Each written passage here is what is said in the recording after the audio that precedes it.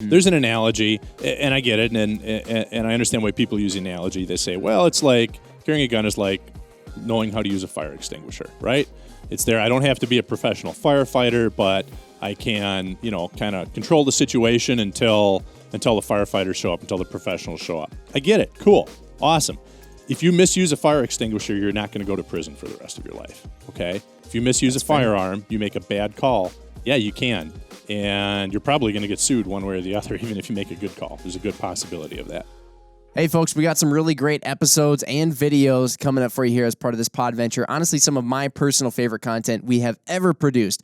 Really great stuff. Before we do that, there's a couple disclaimers. First off, just a little one we'll throw out. This has been done over the course of 2020, which, as we know, there's been shutdowns all over the place. It feels like an eternity. If you hear anything that's somewhat repetitive over the course of these episodes, or you see any odd inconsistencies, it's just because there was so much of a gap between each of the videos and podcasts that we shot. So keep that in mind. Now, the other thing is, of course, being that we're going to be discussing the topics of self-defense, home defense, other things of that nature, we're talking about some pretty serious stuff that if you find yourself, which we hope you never do, in the worst case scenario, it can have some pretty big legal or emotional ramifications and other consequences depending on how you act and what you do. Now, we are all in different areas with different laws, and also we are not, Mark and I, nor anybody at the Vortex EDGE Academy here that we trained at, professional lawyers. So don't take anything said in these podcasts or videos as 100% factual law. It will vary, and our own interpretations of laws and things like that and the way we word them may not be perfect. So do not take them as instructions for how to handle a situation you may find yourself in.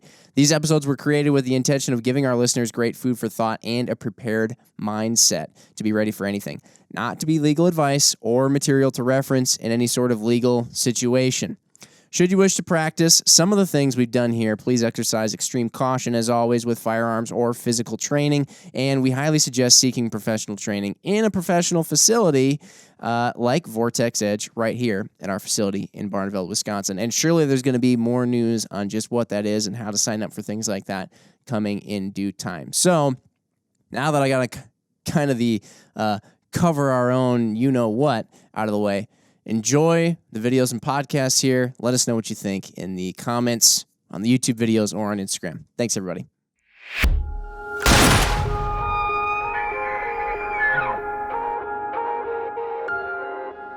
Welcome, everybody, to another podventure. Very excited about this one. Across the table from Mark and I is Pete and Adrian, and they are from Vortex EDGE. And depending on the timing of this release, you may or may not have heard of Vortex EDGE yet. If you haven't yet, you probably will fairly soon. Anyway, but that is the training outfit or a thing within Vortex here down at the range. And you guys pretty stoked about that getting started up, right? Yeah, absolutely. Yep, kind of a dream come true, being able to have an opportunity, a facility like we got here, and just run training for people. Yeah. And all manners of different kinds of firearms training. We're going to be doing stuff. I mean, you guys have been working, too, with some of the local LE guys, some mill guys, and then also just private citizens who want to come and learn how to better, handle and control their firearms, whether that be carbine, pistol, any number of things. And there's going to be some stuff there, I think, for some hunters, too. Hunters will get some enjoyment out of some of these classes that'll be available. Definitely. Should be pretty sweet. Mark and I actually got the chance to take part in sort of one of your guys' courses here, and that's what we're going to talk a lot about. And this whole podventure, the premise behind it is that many of our podcasts, obviously we've talked a lot about shooting, we've talked a lot about hunting too, but one thing that people sort of either talk about or it's just kind of assumed is that part of the reason that we own firearms in America, I know, is one big thing we talk about with the Second Amendment is that they are for recreational use and also our own protection, too. Self-defense, home defense, these are topics you hear talked about quite a lot. Obviously, when you guys are dealing with male LE guys, they're doing a lot of combat training and stuff like that, and their own self-defense, too, in defense of others. And we kind of wanted to do some podcasts directly talking about those topics. And so those topics, I don't want to say they're not talked about enough, but a lot of times people think, maybe, oh, I got the gun, I got the ammo, I got the optic on top. Of course, you got to get the optic on top. I'm good, right? But as we talked with you guys, I know as Mark and I trained with you guys, shot ourselves. We didn't shoot ourselves, but us ourselves, we shot firearm with you pistols. guys. Yes. And then we also partook in just sort of a classroom setting with you guys. I know I thought personally, I realized to myself, this is a little bit more complex than maybe your average Joe who goes out, just kind of buys a pistol, maybe gets their concealed carry permit online or something, maybe that they would really know goes into everything. So this particular segment here is primarily around pistols, which will then naturally probably dovetail a bit into concealed carry stuff. And we have a number of different episodes lined up to come after this. But we felt pistols is probably the best place to start. Would you guys say? That's kind of what we talked about in the class, right? Yep. Definitely. And why do you guys feel pistols are, when you're talking about marksmanship, understanding how to control a firearm, the self-defense aspect of it, why is pistols kind of the best place to start? Honestly, because it's the hardest to shoot. It's the hardest to learn. You don't have all the advantages with a pistol that you do with a rifle. You don't have a stock. Typically, a rifle will have a lighter trigger pull weight compared to the weight of the rifle, so it's just inherently easier to shoot. I find a lot of people can start with a rifle. They'll learn how to shoot pretty easily. It doesn't take them long to figure it out. And most people with a pistol, it takes them a lot longer. It's a little more difficult to learn. But if you learn how to shoot with a pistol, that will carry over into a rifle. Yeah. Definitely. I'd also add that I think for the most part, most people I know who are looking at purchasing their first gun, specifically for home defense or concealed carry, I mean, it's usually a pistol. Right. So. Right, yeah. Right. I mean, it makes sense. Like, obviously, there's a lot of advantages to the pistol. Size, you're able to keep it on your person a little bit more, like you said, concealed. A little bit more difficult to conceal an AR or similar type firearm. The best firearm to have in a situation where you may need one is the one that you have, right? Yeah. I know everybody always says the joke, like the only reason for a pistol is to fight your way back to the rifle, but That's not always practical, Yeah, exactly. especially in the movie theater. right. Yeah, I'm not going to walk, around the wherever it is that I would otherwise be concealed carrying with a AR-15. I mean, as much as we actually talked a little bit about this, and this is one of the topics, the open carry thing. Yep. We're not saying that we're against open carrying. No. That is as a right.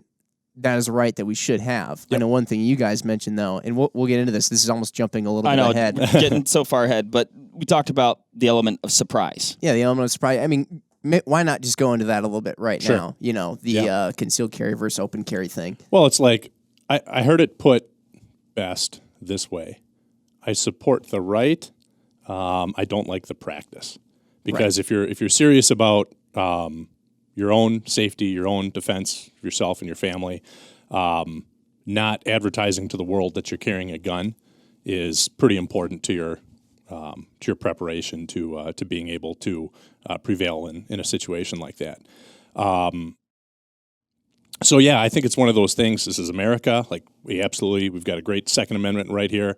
I think, again, something people should be able to do, but I think people should think long and hard before they just strap on a gun and go walking into Walmart. There's countless stories and articles you can find on the internet about people who were open carrying and had guns stolen from them, who were, ambushed, who were shot by their own gun. I mean, it happens to law enforcement officers every single year. So I gotta imagine too, in a case where maybe somebody else starts shooting, pulls out a gun or whatever, all of a sudden nobody knows what's going on. Usually it's pretty chaotic. Somebody might look over and be like, "That's the bad guy."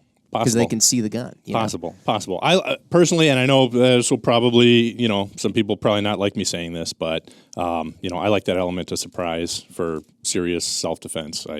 Keep it concealed. Yeah. You take every advantage you can get. 6 minutes in, and we're already saying stuff that some people might be upset with. I like having That's how it options. goes. I like having options. You might be in a situation that maybe the right answer is to not do anything, and you can do that with a concealed pistol. Sometimes when you have one just on your hip, something's going down, and you might be thrust into the middle of it. Mm-hmm. So I like having options. Yeah, that's a fair point. Mark, you put it really well. I know you were discussing earlier when we were talking about doing this pod venture when we had gotten into the class. You wanted to make, if you carried a pistol, make it an asset and not a liability. Yeah, and that's why up until this date, well, even I guess still today, right? Like I guess I'm losing the element surprise. Surprise! I don't have a pistol on me every day. But again, like you said, I want to make sure it's an asset, not a liability. I want to make sure that I understand how to use that firearm in a very practical and proper manner, and also everything about it. Yeah, absolutely. Okay, so back into a little bit. Like I said, we kind of jumped a little bit ahead there. We'll go back somewhat, but you were talking about one thing, and I wanted to hit on this even a little bit more. Learning to control a pistol. So let's just go back to just the fundamentals of shooting a pistol. Again, a thing that I think a lot of people just sort of bypass. Some people, maybe they rely on, or they think they're going to rely on the adrenaline rush. I'm in the situation, I'll know what to do. My body will figure out what to do. I know that when I was personally shooting pistol with you guys on the range in that class, I realized that I have a lot of shortcomings as far as mechanics, brain to hands to eyes, all the way that those things and the nervous system all lines up and perceives everything and how it's working, just the way that my finger pulls on the trigger. There's a ton that goes into this, and to assume, I know for me at least, for sure, to assume that I would just know what to do or be able to handle it in that situation without ever having some practice, I just don't think that's doable. There's so many things going on simultaneously. Yeah. And that's where, like you guys said, and you learn the pistol really well, it's going to translate over to rifle, because a lot of the things are very similar. You're still focusing on your trigger pull. I mean, what are the biggest things you guys preach when you're talking to people about first learning to properly shoot a pistol? Just shooting it straight. Seriously. Yeah. And it seems really obvious, but guys want to start doing the cool stuff. They want to do mag changes, and they want to shoot multiple rounds. And I think you just need to start shooting straight. 10 yards at a reasonably sized target, and just learn how to control the pistol. Learn how to shoot it straight. Well, and there's so much that goes into just that. Mm-hmm. It's like, yeah, that's a starting point, but when we were shooting the other day, there's so many fundamentals as far as your grip, and then your grip, your stance. Maybe go into some of those things that maybe get overlooked or taken for granted. A person gets a pistol, say, hey, I'm going to take it out, and it goes bang, and I can hit the target. In general. Well, honestly, I think shooting straight, that's not a starting point. That's everything. Accuracy is everything. Right. Everything else is just icing on the cake. I shouldn't have said a starting point, the foundation. Right.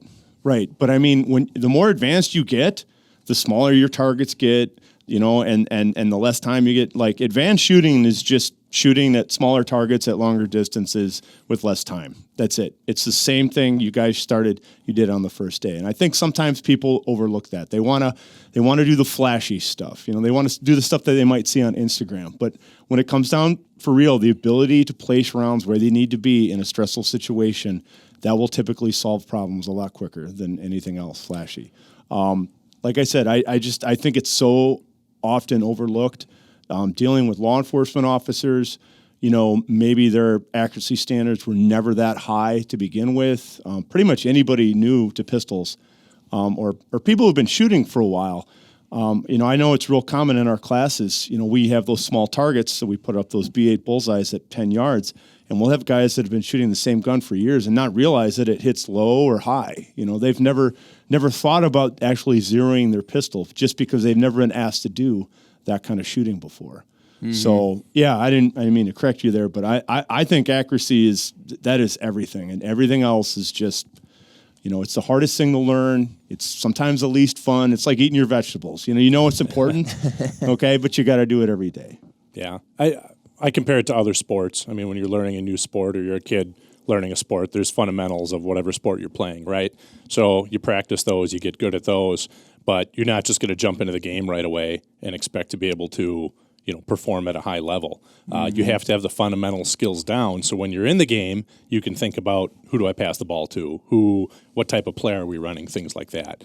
And shooting a pistol, or any firearm for that matter, in a defensive type of situation is the same way. You have to have the all of the stuff you were talking about, right? Our fundamentals of marksmanship: stance, grip, sight alignment, sight picture, trigger pull, follow through. All that stuff you have to have down at a subconscious level, right? And then your weapon manipulations too, not unconscious level, which I said in class. Really good if you can do it unconsciously. Yeah, that's when you really got it down. But yeah, you have to be able to do all that stuff without thinking about it, because you have to think like, okay, am I legally allowed to shoot this guy? Should I be shooting this guy? Where's my cover? Where's my exits? Where's my family? Where's my family? Things like that. You got to be focused on that stuff. You can't be thinking about, okay, now I need to line up my sight. Now I need to pull my trigger without disturbing those sights. All that has to be automatic. Yeah. I love the sports reference you made, because in many ways, there are the shooting sports, right? And then this one, it's kind of in the self-defense realm. I don't know if I'd call it a sport, but it's a physical action that requires a lot of dexterity and brain power at the same time to be thinking a lot. And it reminds me of, you look back at some of the videos of Michael Jordan or some of the guys like that. They still ended practice every day just shooting free throws or jump shots, just straight up, not fadeaways, not one-on-one, trying to do crazy stuff, NBA street ball, just jumpers and free throws. And that's what I felt like we were doing a lot when we first stepped up in the class. I was kidding around because we were shooting some video of it. I was kidding around that I was expecting a lot more barrel rolls and tactical stuff, that you see on Instagram.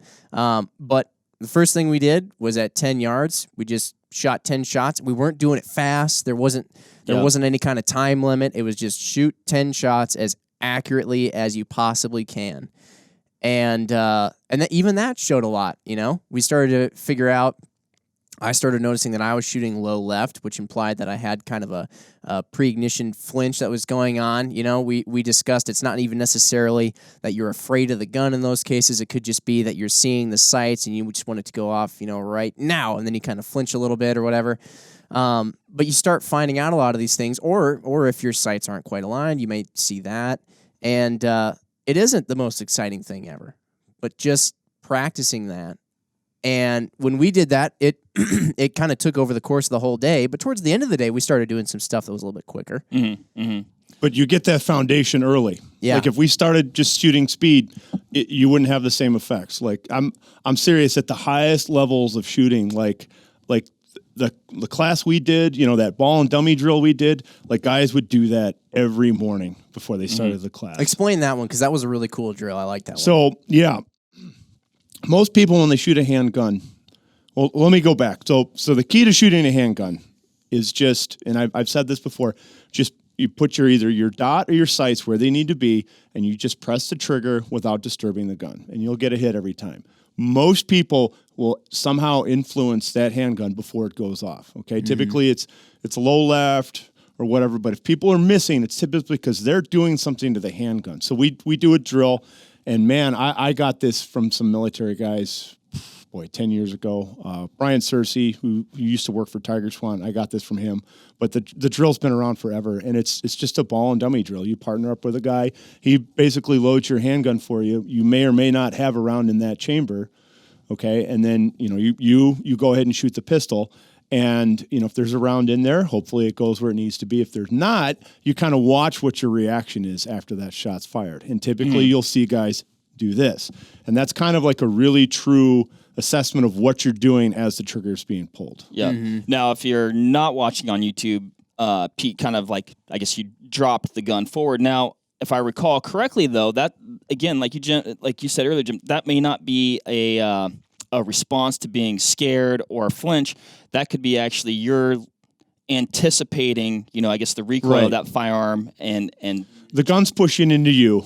You want to push back. Right. And like I've said before, it doesn't necessarily mean you're doing the wrong thing. You're doing the right thing. You're just doing it at the wrong time. Yes. Okay? I like to break it down. There's a pre-ignition push, which is bad. That's typically flinching. There's also a post-ignition push. Right. And that's called recoil control. So we have to figure out what you're doing, okay? And the ball and dummy drill is a nice place to start because you start seeing some things, happening like when you fire the gun. Typically it's like this, or maybe it's like that, but you're influencing the orientation of that handgun as it goes off. And a pistol, I mean, it's so easy to provide input, I guess, correct and incorrect. It's really... and we're talking about when we're just getting started here and just like working on shooting the pistol accurately and breaking it down, into working on that thing into a silo or breaking it away from maybe some other things that are going on there that you could do like after you learn how to do that well. But it was awesome to see you guys be able to pick apart our shooting, with the ball and dummy drill, or even just, during, just live round practice, be like, okay, like take 5 shots, and you're like, okay, Mark, well, let's look at those, and like, now let's look at your grip, because I can see you're doing this. And it wasn't visually, right, like it, or even by feel, it's not like some sort of monumental change. It's not like I wasn't holding the gun and now I'm holding the gun. It's like, nope, kind of press in this way, and light years of difference, though. Right. Like grip, small changes, big differences. I guess that's one thing I know. Grip is incredibly important. I mean, to independently move your finger without moving your other fingers, that's not a natural thing to do. And that's like one of the biggest hurdles you have. If I have this handgun here, and I'm just pressing the trigger, that's no problem. But you just start moving those other fingers, I mean, you can kind of look at the orientation of the pistol, what happens there. And that's not a natural thing to do. Typically, I have people grip a little harder than they're used to. It's hard to flinch if you're already firmly gripping on something. What typically happens, people aren't holding onto the handgun tight enough. As they're pulling the trigger, okay, now they start to grab as the gun goes off. Yeah. So grip is extremely important, especially if you're your support hand. Most people this isn't a natural thing to do. Right. Most people who've never held a pistol won't do this, you Right. know. And having more emphasis on your support hand, really getting the grip up and high, holding onto it firm. I know a lot of instructors like to say handshake grip. But honestly, that's very subjective nowadays. Like you shake someone's hand, I mean, you might get that. Right. The old limp fish. The old Right. limp noodle. Right.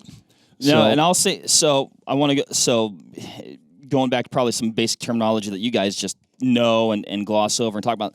So we're talking about trigger pull versus trigger press, and even support hand. So, I want to say, I'll go into, when I was gripping the pistol, like I felt like I had a pretty good grip on it. And I don't know what Pete's handshake is like, but when he essentially was like, no, Mark, like this, it was like, no, hold it like a vice grip. Oh yeah, when I got done at the end of the day, I remember thinking to myself, like, all my all my contact points on the gun were sore at the end of the day. But holding on to this thing, I mean, you're holding on to, I can't imagine what it would be like with a metal gun. But all these little contact points, you're pressing into the gun so hard. Yeah, I was sore. My hand hurt. Grip strength is extremely important. I mean, I don't know if you've ever shook like Jerry Michalek's hands or someone like that. Like the dude's got an iron grip, serious grip. And we tell people all the time, some of the best shooters we know, our friends, are guys who work with their hands, car mechanics, auto body. We have a friend who's an auto body guy. Man, he's just got really strong grip, and he can control that pistol. You don't have to wrench the hell out of the gun, but it's important to have grip strength, I think. Yep. Well, I think the more grip strength that you develop over time, like right now, if I were to go in and like strain at this thing, I might be able to apply the same amount of power to the gun that a Jerry Michalek, for example, is applying when he's comfortably holding the pistol. So it's not that everybody always needs to try and achieve this level of I'm wrenching as hard as I can. It's just that the stronger you get, the less effort it takes to still apply the same amount of power. Yep. And I think that's kind of an important thing. The one thing I found interesting was when you guys were talking about just concentrating. Everybody always says, front sight, front sight, front sight. You hear that time and time again. And it is important to concentrate on your front sight. Of course, when you're using a red dot, it makes it even easier because there's just a red dot to concentrate on. And your target. Actually, do you just concentrate on the target and then just put the red dot on over where you're concentrating? Yep. Okay. Easier, even easier still. The one thing I found interesting was, so Mark, indeed, what you're saying is correct. A little bit of input can go a long way downrange on the target. But then where your head is placed or something along those lines, it was strange how the way that the irons looked or appeared in front of you didn't end up making as big of a difference. Can you go and explain it? How did that work? Because there was a period of time where you told us to, move our head way over to the left so that the front post is way over to the left part of that rear notch, and then take a couple of shots. And you take 5 shots, and you would see a bit of a difference downrange on the target, but it wasn't nearly as dramatic as you would have thought it would have been. So one of the first steps I have when students, all right, we've got the accuracy component down, and now we need to start shooting a little faster. One of the biggest hurdles to cross is realizing that your sights don't have to be perfectly aligned, depending on the distance you're shooting at. So like at 10 yards, we do that sight misalignment drill. We have you guys misalign your sights perfectly, because we've been drilled, okay, front sight, rear sight, equal height, equal light, all the time, every time, guys are drilled that. And it's kind of like that next hurdle to realize that you don't need perfect sight alignment to make semi-accurate hits. All right, that's performance shooting. When you start shooting fast, you don't have to wait for the sights to become perfectly aligned again.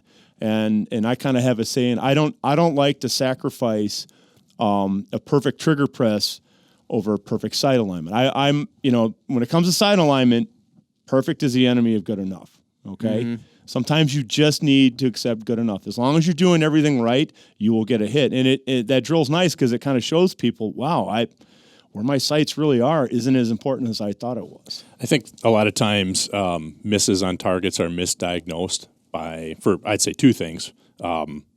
Sight misalignment, and the other thing I hear all the time is jerking the trigger, right? Yeah. Usually the misses that we see on our targets are not caused by those things. Especially with the red dots, when you transition over to a red dot on your pistol, find that there's definitely a tendency of people to start over-aiming. They're looking for that perfect sight picture like Pete was talking about, right? Yeah. And then the red dot, your sight wobble's a little more apparent. So now you're trying to make it really perfect, and you're I got to make it go off right when it's in the center, right now. Right now. And then you throw the rounds low, left, right-handed shooter, pre-ignition push, or whatever, or you're, starting to change your grip pressure.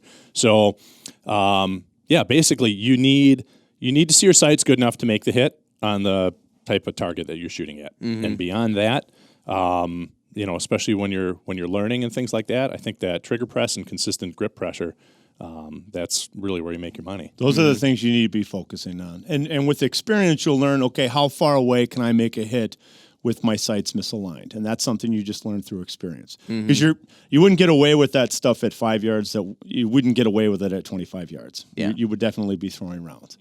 But that's, that comes with experience. The thing I love, too, about a lot of the drills that we were doing at the range there was, yes, we were in a nice tactical, I can't remember what you call it, but it's this really versatile range where you can shoot from 50 yards all the way up to point blank. Yes, you see some of these things online where people are running all over the place, doing barrel rolls, whatnot, and shooting on these crazy setup ranges. But the drills that we were doing, you could do at any range, pretty much. All we had was 10, even if you have 15 yards. Once people got a little bit more comfortable, we moved a couple of these ones back to 15 yards. But you could do it at any range. You don't have to be running around all over the place. You can be standing still, just working on the fundamentals. You don't even have to necessarily be doing rapid fire stuff. I know some ranges don't like rapid fire. There's a few drills that we did where we were spacing out the shots. I felt like, well, maybe when we got faster, some ranges might poo-hoo that, but some of the slower ones, just where we were shooting more than one shot or even more than 2. I know you had a comment about how not many people ever shoot more than 2 shots, it seems. But a lot of these drills were very doable for just the average person at the regular range. I mean, if I only had 10 rounds a day to practice, I'd probably put up a B8 bullseye, go back to 25 yards, and just work on shooting accurately over and over again. You know, if I really had limited time, limited ammo, a range, you know, like that, you know, maybe next day I'd switch it up, do it strong hand only or weak hand only. But just hammer the fundamentals over and over and over again. You really have to get those down. If you guys probably noticed, as we progressed throughout the day, we started throwing more stuff at you. We expected you to, we gave you a bigger target. And now we said, okay, now you're going to draw and fire. Now you're going to shoot multiple rounds. Now you're going to reload, whatever. Yeah. But you probably noticed accuracy started to decline, even though we were given a bigger target. And sometimes more time. Yeah. Because, especially when you're trying to master, you're trying to ingrain or build a skill, right? We start throwing more and more stuff at you. You can't, the human brain can't multitask. You can only focus on one thing at once. You can switch between a couple things, but now you're thinking, okay, well, we're doing reload, so I have to get my reload right. All of a sudden, your brain can't switch quick enough to think about, okay, now I have to find my front sight, and I have to make a good trigger press, and I have to keep my grip good all at the same time. Yeah. So that's why, again, mastering those fundamentals is so important, because whatever your field may be, whether it's competition shooting or, again, you know, self-defense, that stuff has to be automatic. You can't think about that stuff anymore. Right. I was going to say, I mean, that was just a really, really good, you know, exercise or experience to have, just because, like you said, you get into that real scenario. Now stuff, number one, it's real. There are consequences. Whether you decide to act or not act. And then along with that,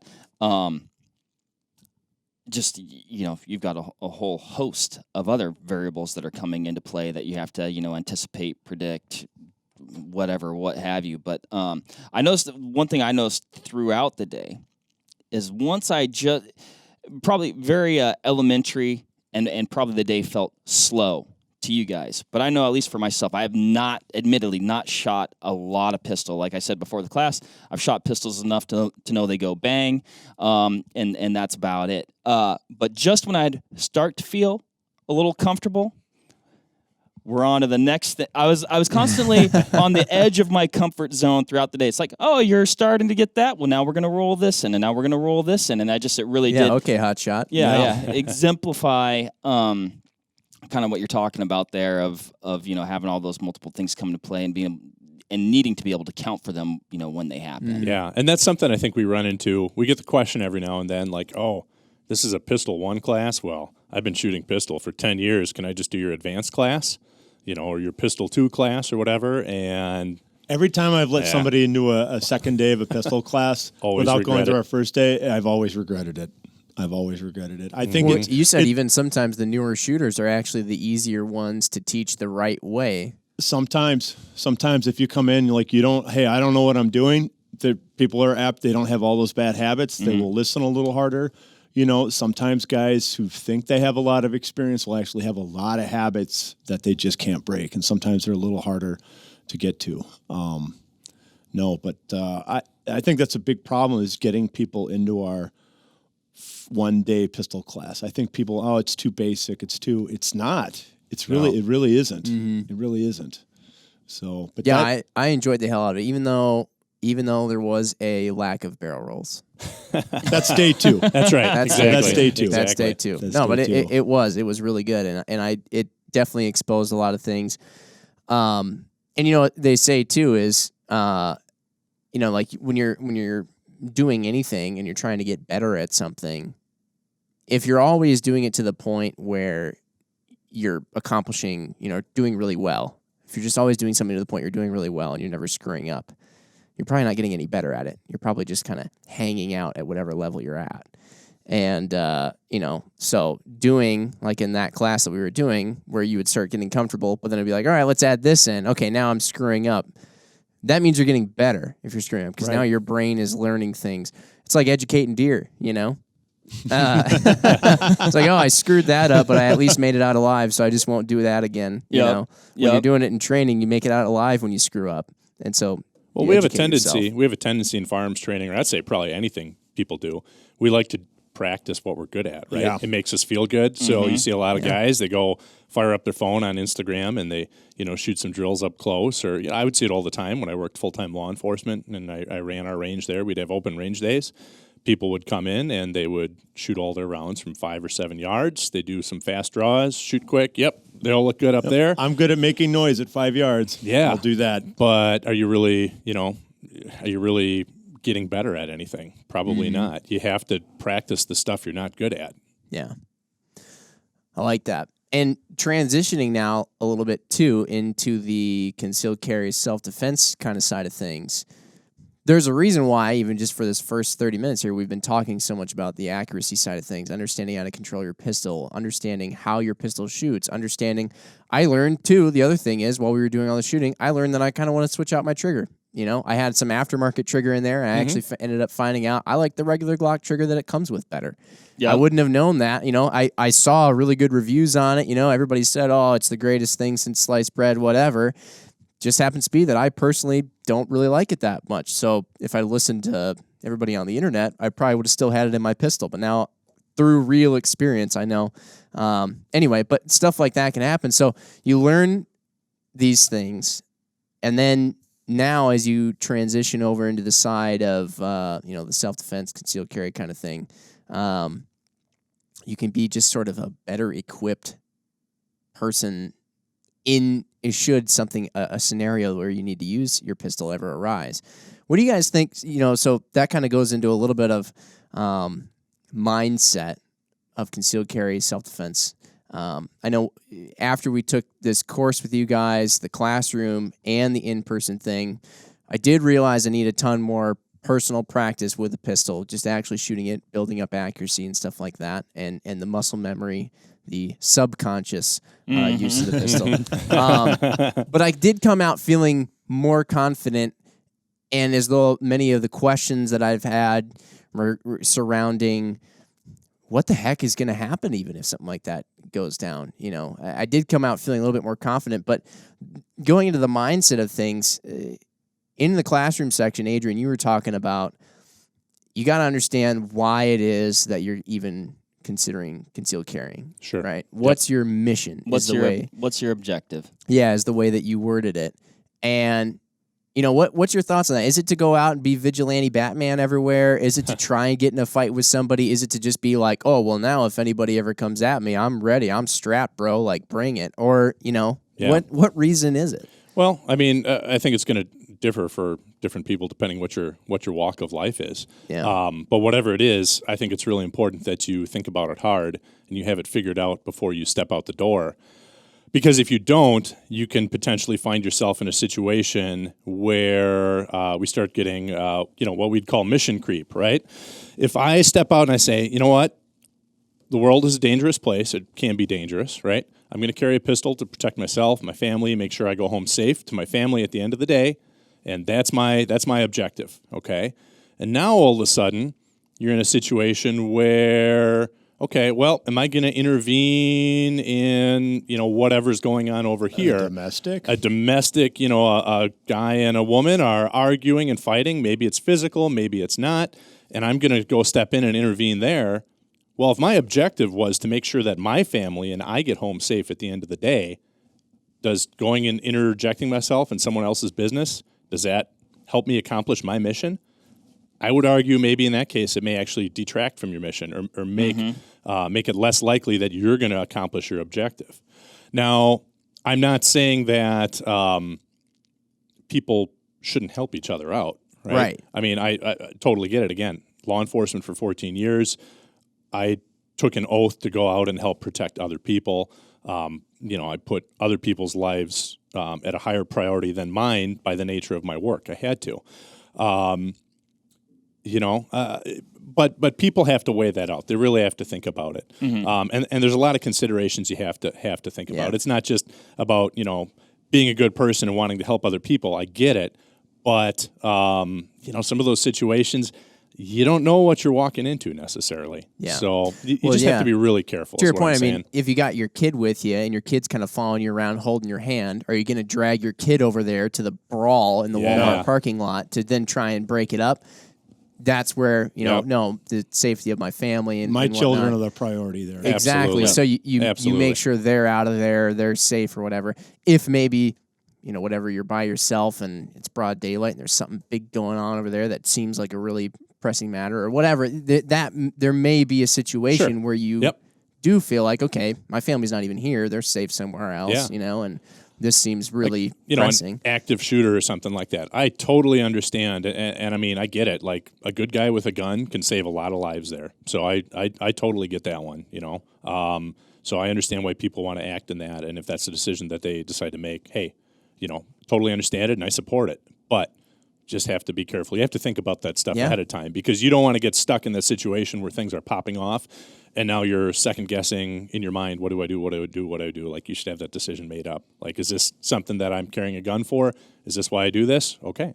The discussion I have with people, I don't like people that pick and choose when they carry a handgun. I'm like, carry a handgun wherever you legally can. Just do it all the time. Because if you start picking and choosing, if you're like, well, I'm going to this place, I better bring my gun with me. If you're making that conscious effort, maybe you need to sit back and like, maybe I shouldn't be going to that place. If I think I need the gun, I carry my handgun everywhere I legally can. Yep. It's just always on me. But if I have to make a conscious decision, well, I better bring the handgun because I'm going here, maybe you shouldn't be going there. That's an absolutely. It's kind of point. a good measuring stick in a way, right? Yep, right. And it's a good measuring stick. Another phrase you mentioned: an armed society is a polite society. Sure, it's a good measuring stick for just sort of how temperamental sometimes you need to get about certain things. Yeah, there's I'm trying to think. There's a great book that I recommend people read. It's called "Violence of Mind" by Varg Freeborn, and he talks a little bit about this in the book. But the way, and I paraphrase, but he kind of says, like, are you willing to get into a gunfight or kill someone over a parking space? And most people are like, heck no, of course not, right? I wouldn't do that. Okay. Well, when someone steals your parking space at Walmart and you walk up to them and you're like, hey, you prick, and you start a verbal argument, right, over something stupid like that, well, now, if this person escalates, how do you know that person's not willing to kill you over a parking space? That person escalates. Now it's a verbal confrontation. Maybe it escalates to a physical confrontation, and pretty soon it's a gunfight. So you really have to think at those early levels. Road rage is another perfect example. Like, if you're carrying a gun, you really need to tune it down. Like, somebody cuts you off, who cares? Let it go. Are you willing to kill someone over that? Because that's how it can escalate. There's some crazy people out there. Some crazy people might be willing to kill you. Exactly. Over that. Exactly. And pull over, they come out of their gun or out of their car waving a gun. Yeah. And it doesn't mean it might not be legally justified, but man, it's going to be a heck of a lot harder to defend in court. If you took steps to contribute toward that escalation. And two, do you want to live with that because you were a hothead? Oh my gosh. Somebody got shot. It's stupid. So you have to, again, and Varg talks about this too, you have to go back to your mission, right? Does me yelling at this person who cut me off, flipped me off, does that going to help contribute to my mission to go home safe to my family at the end of the day? Nope. Well, then don't do it. It's that simple. Yep. Yeah, it's amazing how really having that pregame in place of, that mission and, kind of being able to address, having that baseline and be able to address, the other things that happen throughout the day. Like you said, it could be something that seems almost somewhat benign, right? Mm-hmm. Getting verbal altercation with somebody, like, oh, it's just words, but ultimately maybe not. And then is that gonna help you with your original mission, right? That mission creep thing, man, that really stood out with me. And I mean, Jim, you know how confrontational I get. Oh my gosh, you're sometimes just a fright to be around. Well, having a plan in place like that really makes the decision-making process a lot easier. I guess that's what I was trying to get at. If this happens, I will do this. If that happens, I will do that. And you don't have to think as much. Okay? Right. Yeah. Hey, if my family's being threatened, I will take this course of action. Yeah. If it's this, I don't have to, and sometimes in a high-stress situation like that, you just refer to your plan in place and, I already decided. I made the decision a long time ago that I was going to use this amount of force or we were just going to avoid that. And is that something that you're just kind of thinking about? I mean, just sort of, oh man, do you think about it as it's happening? Do you think about it as you get out of your car and in the ubiquitous in terms of our examples, Walmart parking lot. You get out of your car and immediately you're thinking, okay, if this happens, if that happens. So you're always sort of being vigilant, or is it something you think about when you're just sitting at home drinking coffee? Is there a way that you can train for some of these situations? I would I'd play the what if game. When I was a full-time police officer driving around on patrol, boring day, right? What if some guy comes running out of that bank right there with a gun? What am I going to do? What's my response going to be? What if a guy in the car in front of me at the red light pops out and starts shooting at me? Okay, things like that. So with your family, what if I'm at Walmart and a guy walks in here and starts shooting? What if I'm sitting at the restaurant eating? What if a guy comes in and robs a place? Okay, and you just start rehearsing in your head, thinking through. Okay, well, I could disengage this way. I could draw my pistol. My nearest cover is here. Things like that, and you just start doing those mental rehearsals, planning in your head, and your brain can't tell the difference between whether it's a real incident or it's a mental rehearsal. So you start getting those pre-planned, ideas in your head, and now you've gotten really a few kind of practice reps down, and it can significantly help you cut down that decision-making time if you've done that. So, do you think those mental rehearsals are just as important as practicing with the firearm itself? Oh, absolutely. Yeah, definitely. Absolutely. Yeah. I mean, if you do that, you may never have to use the firearm. Yep. Even more so. I'll tell, especially when I'm training with law enforcement officers, but private citizens too, right? And Pete and I are obviously very passionate about trying to make you a better shooter, a faster shooter, right? I can spend all day with you on the range, and we can work on your draw, your reload. We can shave tenths of a second, here, maybe even a full second off your draw, okay? Yeah. But at the end of the day, if I could just teach you to perceive and react to a threat earlier, we could save, many seconds. We might be able to get you to avoid the whole situation or counter the whole situation. And I used to tell people, like, in my career, there's probably 4 or 5 incidents that I would say were, gunfights without firing a shot, right? Where myself or another officer were able to see a situation coming, predict what was going to happen, take action to, gain a position of advantage, and to be able to deter or thwart someone's attempts to do something before they were able to access a weapon, fire a shot, things like that. So that's just being vigilant. And I think a lot of times you see people going about their daily lives, and they, you see on the news all the time, crazy people go out and did something, killed somebody, did whatever. It's not even always a shooting. Sometimes there's people just get like stabbed, hit by cars, whatever. They like the world's a nutty place, and everybody always just assumes when they see that, holy crap, I can't believe that happened over there. And then meanwhile, I was in the grocery store yesterday, and I saw a gal walking around the grocery store with noise-canceling headphones on. Yeah. And she must have been, I'm sure she was probably listening to some lecture or like a podcast or music or whatever, and she's probably thinking to herself, Most likely I love when I go to the grocery store, I can push my cart around and listen to my podcast. She's probably listening to the Vortex Nation podcast. That's in her defense. But well, anyway, hey, maybe now I'm not insulting you. I'm just suggesting maybe you take them off in the grocery store. But I was thinking to myself there, I'm like, what if a crazy person came up to you and she had her purse on? Like, what if they just robbed your purse? Just took something, or whatever it is.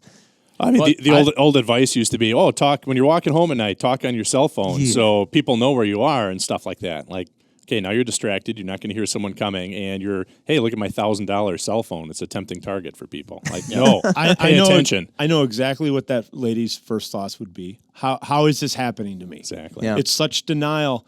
Man, I always remember I used to work at Brunzell Lumber. I used to work in a lumber yard, and we had a guy there who drove a forklift. I remember one day he had his foot outside the forklift and he pinned it and against the wall. Yeah, and he had the right boots on, but he tore his feet up pretty bad. And he kept saying, "I never saw it coming. I never saw this coming," over and over and over. I'm like, "Of course you didn't, because you weren't paying attention." Yeah. And I think that's a big thing. Like when you have a plan in place, so hey, if somebody pulls out a gun in a movie theater or somewhere, your first reaction shouldn't be, this can't be happening to me. There's this denial. People want to feel comfortable, and when they're faced with something like that, they don't even want to admit that it exists. That's why people don't do anything. I mean, you like car references. If you're driving down the road, right, you're driving down the highway, and the car in front of you all of a sudden slams on the brakes. What do? You just hit the brakes. You hit the brakes, or if you've been paying trying to avoid attention, them, sit there in denial. How can this be happening? Oh my God, to me? I can't believe he's hitting the brakes. What am I going to do? Like, no, you just react, and you react because if you're a good driver, you're paying attention to who's around you. Is there somebody in my blind spot? Nope, I already know that already because I've been checking my mirrors. I've been paying attention. I know I can swerve right. I know I can hit my brakes. Yeah. So That's something people do all the time. I always laugh every time somebody. I think it's a good habit to do, but every time somebody like does the big giant motion to check their blind spot when they turn on their turn signal, I'm like, you didn't know there was somebody already. Yeah. Like I always know Yeah. where everything is in traffic, Yep. but it's Same it's idea. good to always know when you're out in public. You were mentioning a couple things too, like the criminals are always looking for the criminal doesn't want to go up against alpha top dog, whoever it is out there in society. Criminals are looking necessarily. for the easy target. They're looking for the That's easy why target. they're criminals. If they wanted to have jobs and work hard, they would just do that. Generally speaking, every now and then you'll run into the guy who's just a prick and he wants to pick on the biggest Or guy. he just But- wants to. Yes, but, I mean, exactly. That that's is correct. pretty rare. I mean, if you take steps not to challenge people and disrespect people, you're probably fine on that guy. I found usually those kinds are almost the kind that you don't really have to worry about that much. They're usually kind of loud. Yeah. They're sort of all bark and no bite. You know. Yeah, a lot of times. Many I'd times. agree. I'm not saying every time, but many times. But you're even mentioning a couple. There's just some simple things that you can do at times, like just making eye contact with people. Yeah. Yep. Yep. Yeah. And let people know that you see them. Don't be disrespectful. And that's what I'm talking about. You don't want to stare somebody down because that could trigger that kind of, that Extended guy. eye contact. Yeah, maybe put a scowl on your a face, little bit Jim. of a snarl. Always Yeah. show some teeth. But it's amazing. I mean, and I told you guys this, and the viewers can try it too. Walk through Walmart and just try making just brief eye contact with everybody you walk by, and you'll see right away how many people just won't make any eye contact with you at all. They're just walking around with their heads down. Yeah. Or they'll break eye contact right away to look away because it's uncomfortable. So I've been actually kind of experimenting with that after you guys brought that up, and it is quite interesting. And we even talked about this a little bit before. I don't know. I feel like sometimes it's more awkward to not make eye contact, but people still want to pretend the other person isn't there. The only reason sometimes I don't do it around here is because we're in Wisconsin, so usually that strikes up a whole conversation. Because exactly. in Wisconsin, there's never kind of like a just, oh, hey, how's it going? Oh, good. And you? Oh, and then you've stopped your shopping late. carts and you're like, oh, I'm good, thanks. And then now you're like friends sort of, and you're like, so what are you doing? Yeah. She's like, no, A half hour later, Hey, did you hear should about not- Aaron Rodgers? yeah, So exactly. those noise canceling headphones don't sound like such a bad idea. That could anymore. be. Maybe they're I don't not agree even with on. it, but I can kind of Maybe see she's why. bored holes through them, and she's actually she just wants no one to talk to her. camouflage. Yeah, exactly.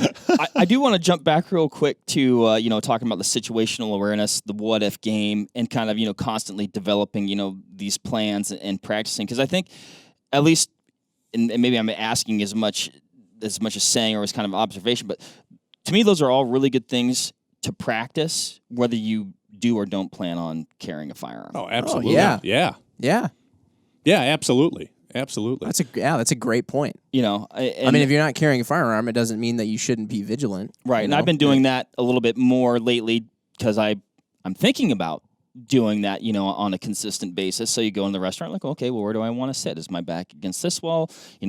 Where's the egress? Where's the door? Yep. Potential threats. Where are those things going to come from?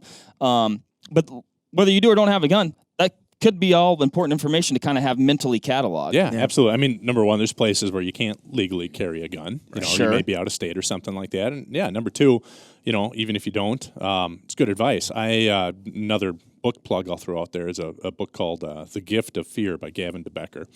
And that's one that I would recommend to a lot of people over the course of my career, specifically when I encountered, victims who were being stalked, victims of, domestic abuse or other type of crimes, where this wasn't the type of person. I worked in a pretty liberal area. So not everybody I talked to would be like, oh, yeah, I'm going to go buy a gun to protect myself. That just was, for whatever reason, it was out of the question for him. So it's like, okay, well, you can work on your awareness. You can work on trusting your instinct, on learning to predict danger and react to that, sooner. And those are all things that, if I had to choose having a gun and having no awareness and, no ability to predict danger, or being really up on my environment and having good plans and trusting my instincts and things like that and not having a gun, I'd take the latter. All right? So, obviously, if you can get both, I think you've got an advantage in the best of both worlds. But, yeah, that's so important whether you carry a gun or not.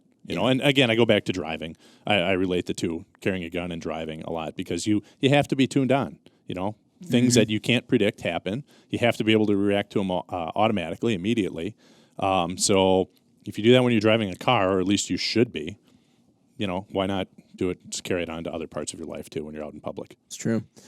How about some of the reasons? So going into the one that I always found most intriguing, because let's say you do find yourself in a situation which is always possible, no matter how much you try to avoid things or whatever, is the fact that having a firearm on you and having to utilize it, there are many ways that it can become a liability. A lot of people say, all you got to do is just say that you felt your life was in danger and you're good. But you could go to jail. And even though you're trying to be the good guy, or you're trying to just, whatever it is, you could end up going to jail or something. Yeah. What are all these ways that somehow I think like having a gun on you could become a liability and things you need to consider? Well, I think you really need to understand the legal requirements of when you can and cannot use deadly force. And there's an analogy, and I get it, and I understand why people use the analogy. They say, well, it's like carrying a gun is like knowing how to use a fire extinguisher, right? It's there. I don't have to be a professional firefighter, but I can, kind of control the situation until the firefighters show up, until the professionals show up. I get it. Cool. Awesome. If you misuse a fire extinguisher, you're not going to go to prison for the rest of your life, okay? If you misuse a firearm, you make a bad call, yeah, you can. And you're probably going to get sued one way or the other, even if you make a good call. There's a good possibility of that.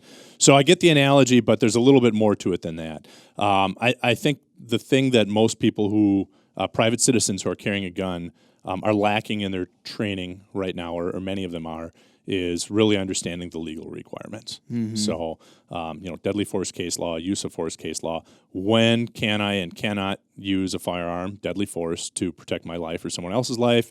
And if I have to do that, how do I explain it? Because you can't.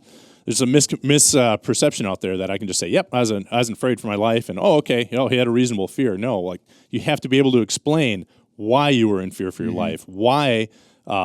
What the circumstances were that caused you to feel that way. And then that's going to be judged based on what another reasonable person would have thought too. So you have some hurdles to overcome. It's not so black and white, especially in some jurisdictions these days that are maybe not so pro-gun. Even just when you discussed the use of deadly force, the definition of deadly force is anything that could, and I actually don't want to screw it up, so don't consider me your legal guy for quotes, but it's basically anything that could cause such a significant injury to you that it would either kill you or create great bodily harm. I think was one of the words. And I think even permanent disfigurement was in there as well, right? Yeah, that's it's part of great bodily harm. Okay. So at least our state's definition of it. Yep.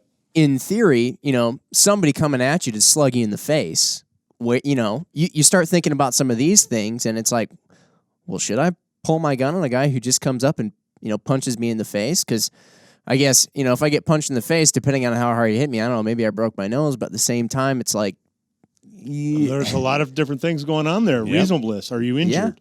Yeah. Is the person 6'8"? Is he a professional fighter? Different things. I mean, does he have a size disparity on you? Did he just knock some guy unconscious and now he's coming towards you? These are a lot of different things you need to factor in. Yeah. Gosh, there's a ton. Yeah, the actual scenario that you're in can totally change it. Just can change a punch in the face. And that's why all the firearm stuff has to be unconscious, because now these are the decisions you need to be making. Oh, you said it now. Subconscious. Unconscious. Unconscious. We're trying to avoid going unconscious. We are. Damn it, you started. I know. But we can go on a tangent here. You guys need to ask about Adrian's Punisher tattoo. Oh, geez, no. You have one? No, I don't have one. Oh, okay. We were small of his back. We were joking about that. It kind of goes back to the whole, keeping things covert and not advertising. So we were joking about Punisher skulls and stuff like that in class. Not saying, having a little, thing on the back plate of your Glock that says "mow them all down." Exactly. Because that looks really great in court when they say this was the weapon used, and clearly you can see that this person has a predisposition to mow them all down. Yep, exactly. You really got to be smart about this stuff. You do. Well, and then, going back to when you're even talking about some of those definitions and how you're going to maybe be, judged, the word reasonable comes into play. And I that word stuck out to me, and I think we even talked about it a little bit, during the classroom session. The word reasonable sounds like it's open to interpretation. Yeah. Like, what was the thing you were talking about, how they did a study on how fast it would take somebody to close a distance to attack you. Sure. Gosh. Versus how long it takes fascinating. you to draw. Yep. And so let's say somebody is, I can't remember how far away it was, but I know it was further than 20 feet. Yeah, we were talking. The original study showed that a person could close a gap of 21 feet in a second and a half, which, based on their study, was how long it would take someone to draw and fire a round on target, which is pretty quick. There's 1.5 second draw is moving pretty good, especially from concealment. Yeah. And so you imagine yourself and you see somebody, maybe they got a big giant butcher knife and they're 15 feet away from you. Yep. And they're charging you or whatever. So you probably at that point in time, I'd say if somebody's charging you with a giant butcher knife from 15 feet away, Very reasonable. I'm not the legal guy, right? Yep. But you would say, okay, reasonably, whatever, you make the decision. But next thing you know, you end up in court perhaps, and the attorney is over there going, now from 15 feet away, would a reasonable person think that I could kill them from 15 feet away, Yep. And then you have to go into that you explanation. have to be able to articulate. Yeah. How do you know that? And you have to know that before you pulled the trigger, right? You have to be able to explain all that stuff. That's the crazy thing. And that's where a lot of the mental preparation you guys are talking about comes into play because when your mission is to get home safe to your family and have your family be safe, you want to not end up in jail, but you also want to keep them safe. And so if you're thinking, now some situations may be blatantly obvious, you didn't even have to think for more than a half a second, but something that's kind of on that gray zone, if you're thinking too long, it could be too late. Yeah. And then you've actually not accomplished your mission. It's like, well, I didn't go to jail, but I didn't accomplish my mission. Or I felt I accomplished my mission, but I'm in jail. And if you're not thinking, if you're not quick to understand these things, or you don't know for certain, without having to second guess yourself on, you could end up in a... What was it? Was it Patton who said a good plan violently executed, and I'm going to butcher this, immediately is better than a perfect plan, basically that we do down the road. Yeah. I forgot the exact quote, but sounds like a Patton thing to say. Yeah, decisiveness, right? Make the decision, have the information, all your training. Hopefully, you've thought this stuff through. Make a decision, act on it, act decisively. Yeah, the one thing that really stood out to me, with that scenario of a person being 20 to 30 feet away, and how rapidly they can close that distance, and you have to process that information, make your decision, and act. I guess in my mind, and luckily I really haven't been in a scenario like that, but I think oftentimes you don't have a 20 or 30 foot runway to make that decision. No. Then what? Well, see, I need more information out of the scenario. Because at least in my experience, it's very rare. You're just walking around and there's a guy 21 feet coming at you with a butcher knife. Right. Things like that don't happen. Right. Yeah. What there are things that guy could probably tell you before he decides to run at you with a butcher knife. That pre-attack posture, hey, what's this guy doing? Behavior that can actually give you a step up on something like that. That's where you start seeing things develop before they actually happen. A step up or the ability to step out. Yeah, Exactly. even sometimes verbals could be your reasonableness to have to engage. And Adrian said it before, but instinct. I mean, we've all been, evolved to know this stuff. We'll see things, and society wants us to be polite nowadays, and sometimes we'll see something happening, but it might be rude to not get in an elevator with somebody, or, but we have to really listen to that instinct, because I think a lot of times we'll see something like, that guy's not right, and you can't really articulate it, and maybe it's okay to just walk away, Right? Because it's almost never going to happen where some guy just jumps up out of nowhere and starts stabbing people without giving you a warning, and you just have to be smart enough. You have to be aware enough to pick up on it. Yep. Yeah. No, that's a fair point. You get that gut feeling, and that's another thing that's discussed in that book, Gift of Fear. That's thousands of years of human evolution, and I think we talked in the class. A deer's walking through the woods, and it smells something or hears something. It doesn't sit there thinking, it's probably nothing. It's probably just the wind. Whatever. It takes off. So Yeah. It doesn't mean you can draw down on someone because you're like, oh, that guy gives me the heebie-jeebies, but start making that plan in your mind. Maybe Create distance. create The deer distance, doesn't exactly. discriminate whether it's some granola crunching hippie crunching through the woods on leaves or a guy in full camo, Right. you know, Yep. or a gal in full camo or so whatever. that's the biggest thing, and that's what I'd always tell people. You know, even the people who weren't carrying guns. So like, trust your gut. It's there for a reason. You know.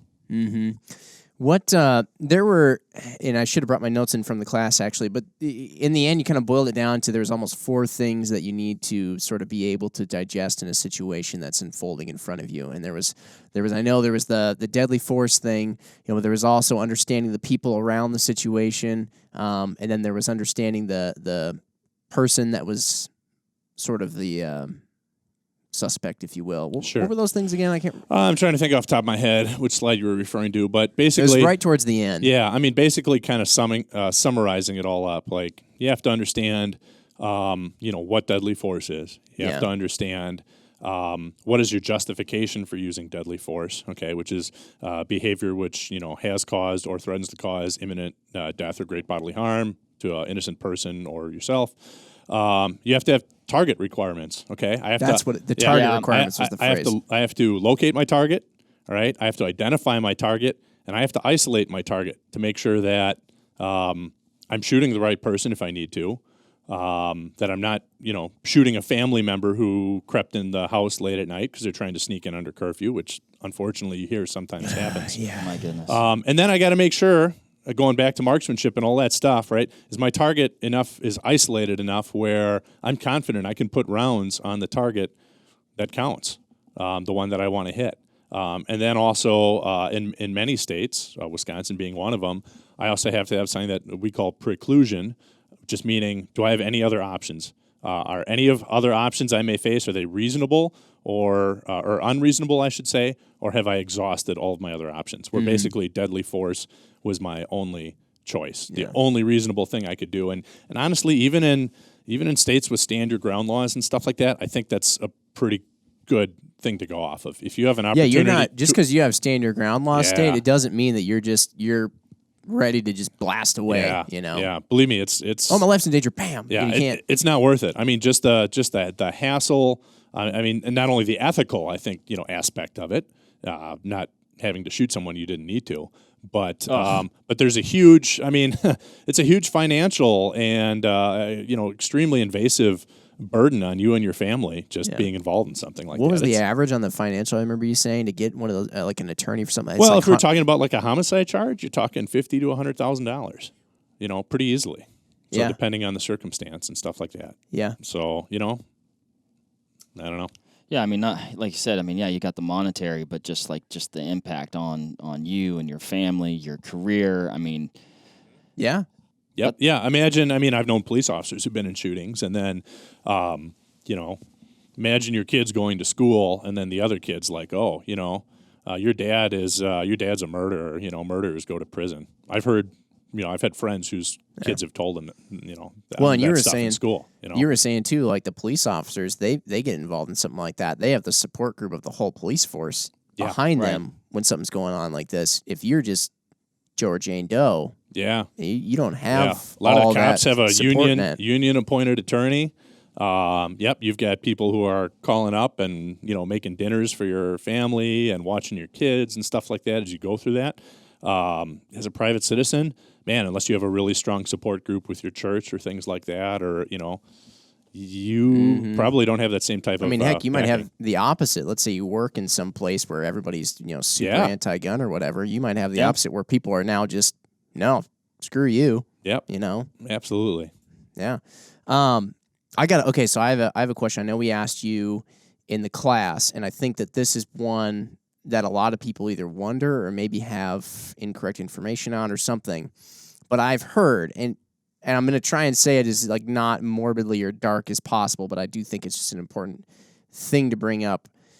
I've heard that some people say if you're in a situation where you have to use your gun, if you're going to pull your gun, use it until the threat is completely neutralized to the point where it's permanently probably neutralized. So, and Heard that one floating so around. it makes you a little bit afraid of like, well, let's say, you know, if I pull my gun, do I have no option now? Like, it's all or nothing, you know, like at this point, you know, if you don't shoot them, they can just sue you for assault, you know? And so 2 things on that. So the way I've heard it before, and this is kind of it's still floating around out there, surprisingly, but you know, this is the typical like gun store counter advice, right? Oh, if you pull your gun, you better shoot them till they're dead, so they don't come back and sue you. Well, there's a lot of ways to interpret that statement. Yeah. So number one, you can use deadly force to stop a threat, right? It's not to kill somebody, okay? Oftentimes that's kind of the side effect of it, because getting someone to stop quickly, we put rounds where it tends to incapacitate and kill them. But that's not your intention. Once the threat is stopped, legally speaking, you have to stop shooting. What that advice, which I've overheard people saying that before, what that advice is telling you is saying, you know, we're concerned, we don't want you to get sued, so you don't go get sued. Now you need to go commit murder. So, like, doesn't make any sense. Obviously, there's a huge ethical problem with it. But yeah, terrible advice, okay? Well, not only that, but it's not only that person that can file a lawsuit. Exactly. Right, Yes, yeah. Oh, believe me. There's a lot of ways you can still get sued by a dead person. Everybody will come out of the woodwork to sue you, you know, from the quote victim's family. You know, all of a sudden you'll see the articles on the news. Oh, he was turning his life around. He was going back to school. He was a good father for his kids, and I don't know, maybe all that stuff is correct, but that's how they're going to be portrayed, and everybody, even if they haven't talked to him for 5 years, and you're just going to be the bloodthirsty whatever, exactly. You know, just you were looking for an opportunity to mow someone down, whatever. Yeah. So nope. You know, and then so the other aspect of that is, you know, years ago, there was a study done by the CDC, which was never really published, probably because it didn't get the results that the people who were running the study were looking for, but it showed, and I'd have to look it up, but it showed basically like over 1 million defensive gun uses in the United States every year. Somewhere it ranged from like 500,000 to like 3 million. Yeah. I don't remember what it was, but obviously not all those people are getting shot. So simply, you know, displaying a gun, that might be your last line in the sand. That might be your last attempt at deterrence before you have to pull the trigger. And I would much rather do that than have to shoot somebody and go through everything that comes along. I'll with counter that. You have to be prepared, because Absolutely. there are a lot of people who are not impressed by your handgun. There are a lot of people who've grown up and have been, you know, had guns pointed at them all in life. Their life, and you have to be prepared to take it to the next step, because there's going to be people you might draw a handgun on, they're not really impressed. Yeah, you can't expect that to be the master key, so to speak. Right. Like, check this, like check and mate. Yeah, you know, like yeah. like in euchre, I think people when you are throw out the often left surprised, and right. like, wow, he didn't run away, he didn't stop what he was doing. Yep. I mean, I had that happen many times in there my are career. people Guys who are very used to pointing having a gun at them. guns pointed at them. Yep. Yeah. They were more afraid of the dog than the gun. You know, the police canine, because you're not going to tell the dog you don't have the balls to bite me, but you can look someone in the eye and say, dog doesn't speak English. That person, you're not going to shoot me. You know. Well, maybe I'll just start open carrying a dog, Jim. Yeah. There's I was going to say something. Never mind. We'll take this offline. Well, yeah. We'll talk about this afterwards. But I know after we chatted, I really felt like taking a class of some sort was so important. And now, you know, I want to take more classes and learn as much as I possibly can. Because the other thing is, too, when you do these classes, I mean, yes, we mentioned it's really easy to go out on the range. It's really easy to do some of these drills that we're talking about, get better with a pistol. You're doing all those same things, too, when you go to these classes, but then you can learn so much more as well about the mental side of things, which, if your brain's not working, it doesn't matter how accurate you are with a pistol. It's just, you know. Yeah. Well, I remember Mark mentioned something at the very beginning. He talked about the instructor going up and either Pete or I adjusting a grip and things like that. Those are kind of things, you know, you can get a lot out of just going to the range and practicing yourself, right?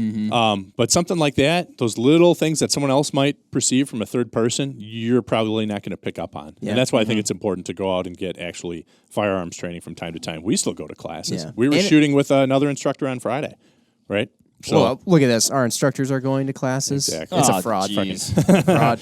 You're trying to tell me there's still more to learn? Yeah, exactly. There's always stuff to learn. There's always stuff. And then the other aspect of that, especially when it comes to like the deadly force and the mindset and stuff like that, there's a lot you can read out there, and internet, you always got to, take some stuff with a grain of salt. But there's a lot of good books, talking about deadly force and things like that. And I mentioned a few of them already. Yeah. So I know we would be remiss if we didn't bring up one last thing.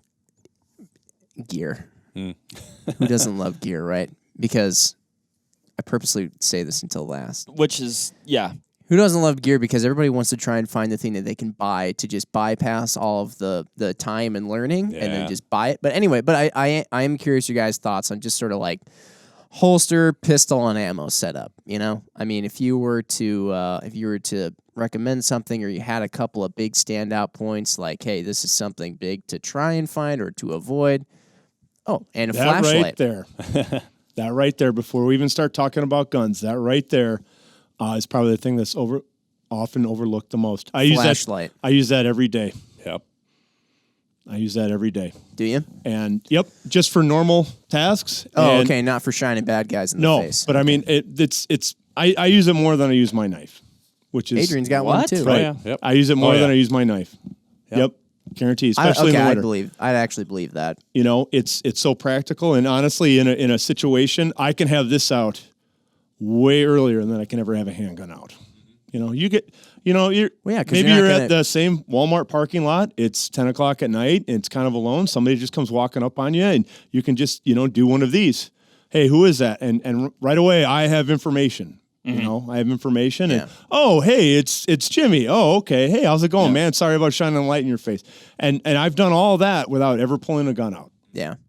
Well, and then you talk about, that's almost like extreme eye contact. You've made that person very aware that you are right. aware of their presence. I've done nothing literally illegal. show them the spotlight on them. Yeah. Yep. I mean, it is such an advantage to have a handheld flashlight. You interrupt and nobody thinks about it. Interrupt their plan, interrupt their dark, dark Sure. area, interrupt their visual ability to see. Eyes are the groin of the face. How many podcasts have I said that? I think that's like 2 in a row. That's 2 in a row. You're on a streak. Yeah. Yes. I like it.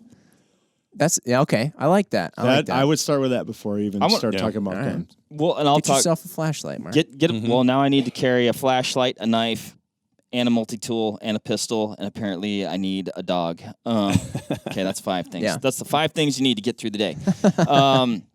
You're talking about gear, and also, this kind of goes into, and I definitely want you guys to talk about gear, but kind of gear, and I guess your pistol is part of that gear, right? But like one thing that I wouldn't have known until we started doing some of those other drills. Like I've unloaded and loaded my pistol, done a mag change, but never in the fashion of I guess, how do I put this? Like in process, like fire, trying to do a fluid mag change, and just manipulating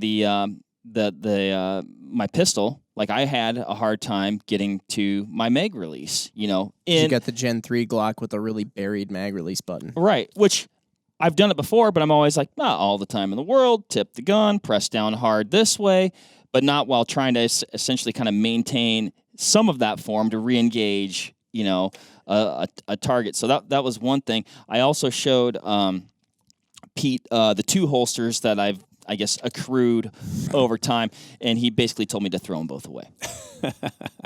So That he did. I was there for that. Which is totally fine. Great advice. So I enjoyed it because it was like a 20-year-old holster that you still had in the plastic in the blister packaging. It looked like something he'd been saving, like one of those people with an action figure that it's never been opened. It's still in the box. Yeah.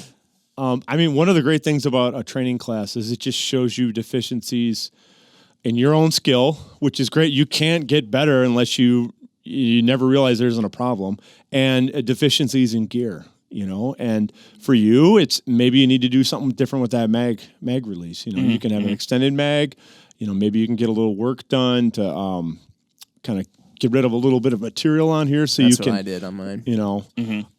But these are things that it's amazing what a shot timer will do. Just that little beep, that little amount of stress, and now, I'm trying to race the clock, and those are things you kind of have to consider. As holsters go, you're going to have to spend a little bit of money. You can't, most holsters in most gun stores are probably not good. I don't like anything that kind of collapses in on itself. It has to keep its shape. So when you go to reholster, it's not going to get snagged on anything. And does that go for like a concealed and an outside? Yeah, both. Mm-hmm. Yeah, both. Any kind of holster that I'm a fan of leather holsters, but they'll typically have some kind of support in there so they don't collapse in on themselves. Any kind of clips or paddles that can come out super easy. They're nice because you can take them on and off. They may not have the retention that you need. I'm kind of a fan of like a hard Kydex holster. I typically carry appendix carry. I don't really recommend that for everybody. Maybe starting off, maybe that's not the thing for you. But I've found it has a lot of benefits. If I need to take the gun off quickly, I can do that and stow it. It's right here. I always have control of it. Typically, I can draw a little easier, and it's a lot easier to conceal. You're not always necessarily. I know one thing you brought up, Adrian, in the class is you're not always necessarily checking it by feeling right. If you got one in your back, kind of like the back third, or just on your hip. Yeah. I find I found a lot of times when I've been wearing it, whether at a class or whatever, you're always kind of like playing around with your shirt, like, oh wait, am I good? Am I like check it? And you know that anybody who's a cop or like a criminal or whatever is probably can see that. They might notice. Yeah. Yeah. Yep. Yeah, it's I've gone to an appendix carry too. I agree with Pete. Same thing. You have to have a holster that you can reholster and draw one-handed. It's got to be secure to retain the gun when you want it retained, but you can access the gun when you need to access it. You can run with it, right? Because we may not always be getting into a gunfight. We might just be hauling ass out of there. Mm-hmm. So something that's comfortable, and that goes with the gun too. You definitely need to make sure you have a gun that you're going to carry with you, not that's so uncomfortable you're going to leave at home. The flip side of that is I don't think you want to carry a gun that's so small you can't shoot it well. Yes. So you have to find a good balance, and that gun might vary for different people. Obviously, Pete and I are a little bigger. We can probably carry a little bit larger gun than some other people. Bigger gun to carry, easier it is to shoot, but it might be harder to conceal. It might be a little bit less comfortable. Yeah. A Glock 19 to you guys is like a Glock 26 to me. Yeah. Yeah. Yep. Yeah. I mean, honestly, Glock 19, I think is really a perfect size for most people. I think it's small enough to kind of conceal with a little bit of work, but it's still in that range where you can shoot it kind of fast and accurately. That's like your similarly sized would be Smith & Wesson's M&P 9. You got your CZ PO9. PO9. You got your... It's a really nice trying to be size. all-inclusive here. Yeah. Yep. Yeah. Yeah, there's a bunch. Yeah. There's a ton, kind of that subcompact where, I mean, honestly, and the thing, specifically the 19, like that's I know plenty of police officers who carry that as their primary duty gun, but it's a little bit smaller than like a 17 or a 34. So conceals a little bit, easier. Talking about guns, I think people need to kind of stick with modern polymer handguns. Ooh, that's a 1911 dig right there. No, it's not. I didn't say anything like that. But you might as well Pete. have. I could have been talking about it any number of times. Is anybody else uncomfortable? I'm uncomfortable. Hey, you called me out on my tattoo, so I'm gonna call you out on your hatred for 1911s. I don't hate 1911s. I think most people are better served. You were young, Adrian. The number one thing I look for in a firearm is does it function all the time? And it surprises me sometimes. I think people are willing to accept a malfunction like every magazine. They just learn to accept that, and that would drive me nuts. Like I shoot a plastic gun because I don't want to worry about stuff like that. If any of my guns ever malfunction, I'm like, what was that about? Like you can find an extremely reliable, really nice pistol for under $700 easily. Like if you're spending more than that, that's fine. I mean, it's a free country. You can do whatever you want. I tend to push guys, newer shooters, towards modern polymer handguns. Yeah. Going back to the carry style too, it's been I've been curious now about appendix. You mentioned how it's not necessarily for everybody. It freaks the heck out of me because you got a gun pointed at some places you don't want a gun to go off at. The one nice thing, I didn't realize you described that when you, for example, we're going to talk about a Glock again, but I know a lot of the other polymer frame pistols are the same way. I always thought when you cocked it and you had one in the chamber, that the firing pin was like Jim, I'm back glad and you're bringing ready to this go. up. You know what I mean? And, something slips and boom.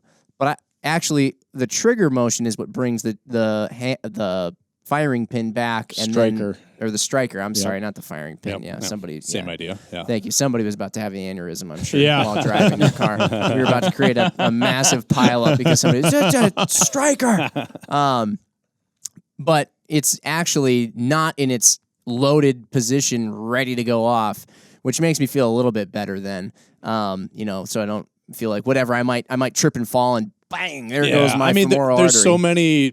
so many safeties built into modern polymer, striker fired pistols like that. But every now and then you hear about, something that, maybe has some problems, has recall, things like that. But personally, that's a little peace of mind for me. I like something that's more of a, if we were to compare it, more of a double action than a gun that is like in a single action configuration, if that makes sense. Yeah. Well, and part of the reason too that I had been on and off at times with my carrying, I know, is because I was doing like the hip kind. And then you wind up with, I was in the chiropractor every week because my back was all jacked because, it's like it's like sitting on your wallet on one side for a long time. That just got super annoying. Most of my back problems went away when I went to appendix. Yeah, me too. Yeah, me I too. bet. It's interesting though. That kind of brings up a good point. It took me quite a while to get over to appendix carry because I wasn't comfortable with the gun pointed at some vital areas. But it was actually in a class. We were shooting in a class, Mike Panone's covert carry class, which is an awesome class. And I just he kind of talked about some things. Specifically talking about. You can see the gun. You can look it into the holster. You can make sure that your shirt isn't getting snagged and this and that. And I was like, you know what?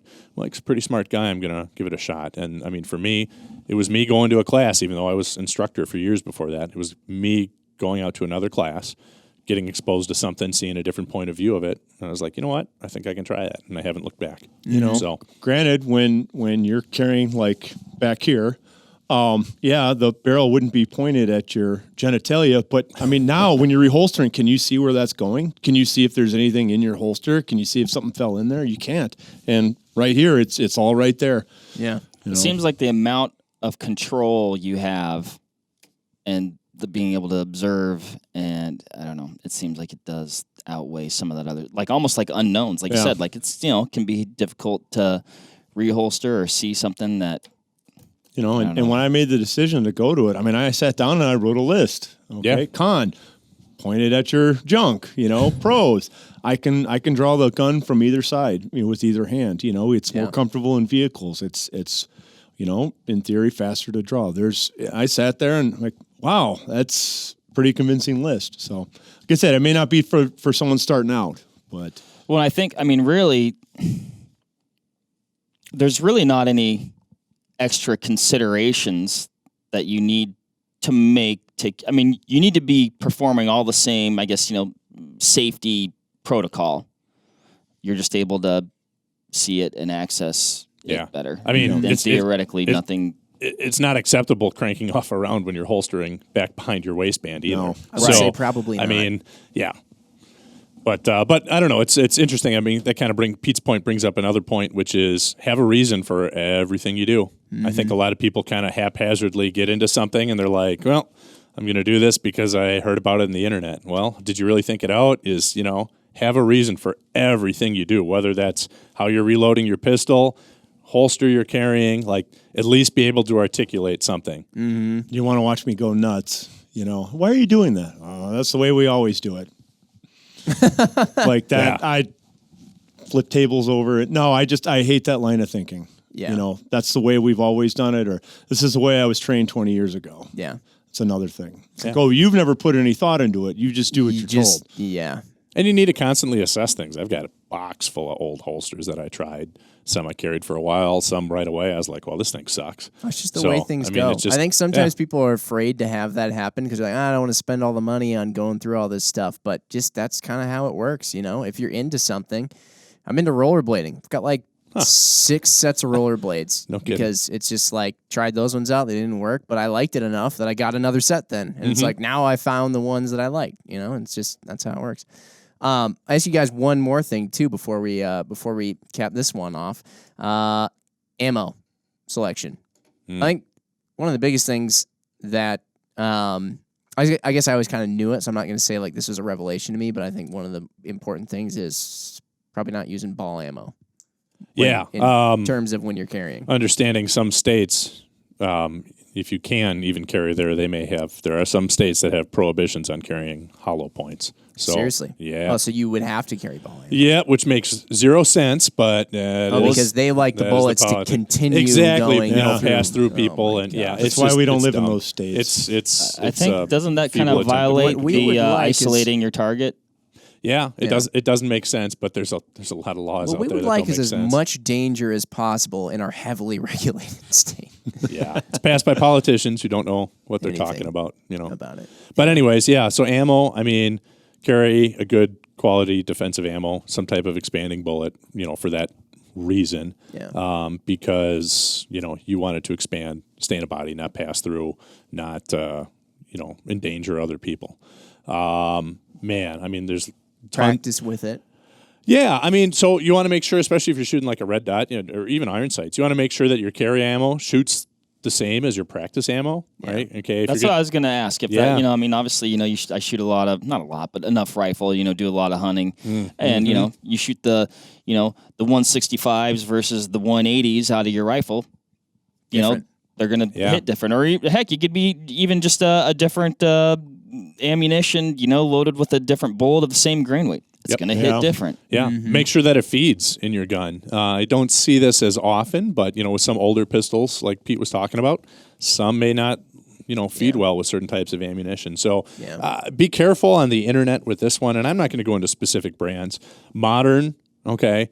Some people are still, people are still carrying ammo that like a gun writer recommended 20 years ago. I'll throw it out there, right? Winchester made black Talons back in the 90s, right? And they were, those are the best performers. That's 30-year-old ammo. Those haven't been produced for 20 years, 15 years. Don't carry stuff like that. That's stupid. Find a good modern ammo. Some advice might be look at what your local police department carries. Take it with a grain of salt because they do some dumb things too sometimes. So they may be not necessarily carrying the best ammo. I'm just being honest. That's fair. I'll just say it, 9 millimeter. Yeah. I think we're kind of getting to the point where I don't even consider any other calibers. I think most police departments have found like that they go to 9 millimeter. Most modern, all handgun ammo kind of is not good compared to rifle ammo. And the differences between like a 9 and a 40 and a 45 are so minute now with modern loads. Gotcha. It makes more sense to go with a 9 millimeter. It's much easier to shoot. You can carry more ammo. List goes on and on. I really don't see the point in carrying any other caliber. Yeah, with modern ammo now, I mean, 15, 20 years ago, I would have said, there's a difference. But nowadays, 9 millimeter ammo is so good. I've seen autopsy reports where the medical examiner, he can't tell the difference between a 9, a 40, and a 45 until he pulls out the bullet and actually measures and weighs it. Yeah, interesting. The wound channels are the same. Well, good stuff. I like it. The other thing I was going to mention is, and we won't go into this now, but if you're interested in the red dots on pistols thing, you should go back. I just looked it up. Episode 72, we talked all about red dots on pistols, so you can always go back and listen to that. But apparently I didn't listen to that podcast good enough, Jim, because I went into this one just rocking the old irons on the G19. I'm right there with you. You guys got to get on the train. We got we got to get on the train because every time I get behind one, I'm just like, you guys do work for an optics company, right? Well, can we? I know. That's the thing is that we do, and I just have to just put it on. But every time there's a bit of a learning curve. Yeah, there is a bit of a learning curve, and I'm always just like, well, I've been shooting with irons. It just which sounds so wrong to say. Because that's the way you've been doing it. And that's also when somebody talks to me here and they're like, "What do you think about going to a red dot from irons?" I'm like, "Oh, it's great, it's super."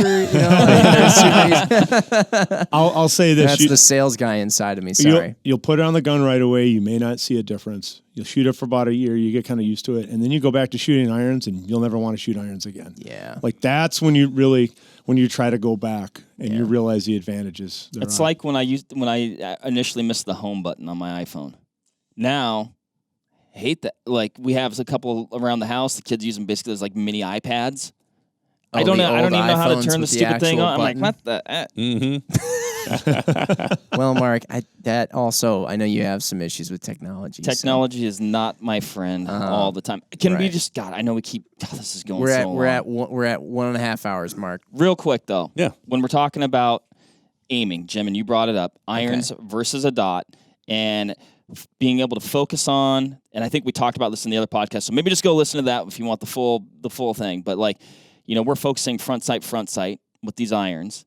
What does the dot allow you to do when, there's a potential threat? Just look at the target the whole time. Target focus. Yep. Yeah. I mean, there's a natural tendency when something is threatening you that you want to look at it. And to be able to use your iron sights, like you can do it, this notion that, you'll never see your iron sights in a counter, that's a bunch of bull. We can train you to do that. Okay. It takes a lot of training to do that. The dot, you don't have to worry about it. You look at your target, you put the dot on it. Chances of a mistake of fact shooting go down. Hit percentages go up. Like there's studies out there showing it. It works. It just makes aiming a lot easier. Real thing. Yeah. And I'm kind of at that age now where things up close are starting to get a little blurry. And for me, I got into red dots right around the right time. It just, it's people keep saying it's the future. The future is now. And I think it's going to get to the point where in like 4 or 5 years, it's going to be weird looking at a firearm that just has iron sights on it. Wow. Yeah. Look at that. Big stuff. Well, on that bombshell from Pete there, we'll leave this one. There's so much we can talk about pistols. We can probably talk more in different episodes. So if you have ideas, please let us know. We'd love to hear them because we'd love to do more episodes. That's what we like doing around here. But next up, we have to chat about a different kind of firearm that one may need to utilize, who knows, in some sort of situation, and also just learning how to utilize them better, which is the carbine. So, super excited. Stay tuned for that. Thanks for following along this pod venture. We got tons more to come. Catch you on the next one. Bye. Bye.